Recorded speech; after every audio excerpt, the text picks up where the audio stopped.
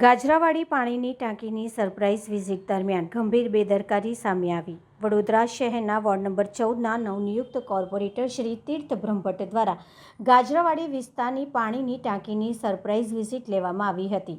Visit દરમિયાન સંપમાં ગંદુ તેમજ દુર્ગંધ મારતું પાણી જોવા મળ્યું હતું। સાથે જ સંપની આજુબાજુ અને પાણીની ટાંકીની નીચે ભારે ગંદકી જોવા મળી હતી। વધુ ચિંતાજનક બાબત એ હતી કે સંપ ખુલ્લી હાલતમાં મળી આવ્યો હતો। આવી સ્થિતિમાં કોઈ પ્રાણી, કચરો અથવા અન્ય ગંદકી સંપમાં પડી જાય તો તે જ દૂષિત પાણી નાગરિકો સુધી પહોંચે તેવી ગંભીર સંભાવના રહેલી છે। નાગરિકો સરકારને નિયમિત ટેક્સ, વેરો અને પાણી વેરો ચૂકવે છે, તેથી બદલામાં સ્વચ્છ અને શુદ્ધ પાણી મેળવવું તેમનો અધિકાર છે।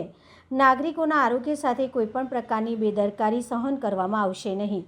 વોર્ડ નંબર 14માં હવે કોંગ્રેસના કોર્પોરેટર ચૂંટાઈને આવ્યા છે, જેથી વિસ્તારના પ્રશ્નો અંગે સક્રિય કામગીરી હાથ ધરવામાં આવશે।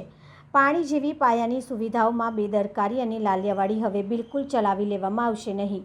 સંબંધિત વિભાગ દ્વારા તાત્કાલિક સફાઈ, જાળવણી અને સુરક્ષાની યોગ્ય વ્યવસ્થા કરવામાં આવે તેવી માંગ કરવામાં આવી છે।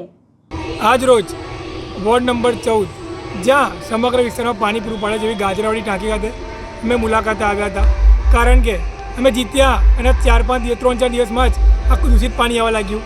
અમે જનતાએ ફરિયાદ કરી કે સાહેબ ગંદુ પાણી આવે છે, તો મેં મુલાકાત માટે આવ્યા। ત્યાં જઈને અમે જોયું તો ગંદકીનું સામ્રાજ્ય, એક બાજુ કૂતરા ફરતા હોય, જનાવર ફરતા હોય, અને પાછું સંપ જે પીવાનું પાણી પૂરે સંપ ખુલ્લો, કદાચ ના કરે નારાયણ અને ત્યાં કૂતરું પડી જાય, જનાવર પડી જાય, ક્યાં કોઈ માણસ અંદર પડે અને મૃત્યુ પામે તો આ જવાબદારી કોની? કૂતરું પડે તો શું આપણે એ જ પાણી પીવાનું? આપણે કોઈ હોટલમાં જમવા જઈએ અને આપણે હોટલમાં કહે કે સાહેબ લો પાણી પીઓ, તો આપણે ના કહીએ કે ભાઈ ના, અમને બિસ્લરીનું પાણી આપો, તો શું આપણે બિસ્લરીનું પાણી પીવાનું છે? આપણા ઘરે બિસ્લરીનું પાણી પીશું? આ વીએમસી આટલા મોઘાદાટ વેરા લે, પાણી વેરો લે, જાતના વેરા લે, તો છતાં પણ આપણા જો 2 ટાઈમ પીવાનું શુદ્ધ પાણી ના આપી શકતું તો શું કામનું?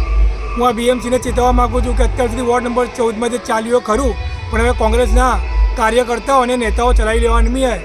આ તમારી જે ભૂલ થઈ એ ભૂલ માફ, પણ હવે આગળ એક પણ ભૂલ માફ કરવામાં નહીં આવે। અમે અમારી જનતાને જે વાયદો કર્યો છે એ વાયદોને વચન પૂરા કરી રહીશું અને આવતા 6 મહિનામાં જનતાને શુદ્ધ પાણી પીવાનું આપીને રહીશું।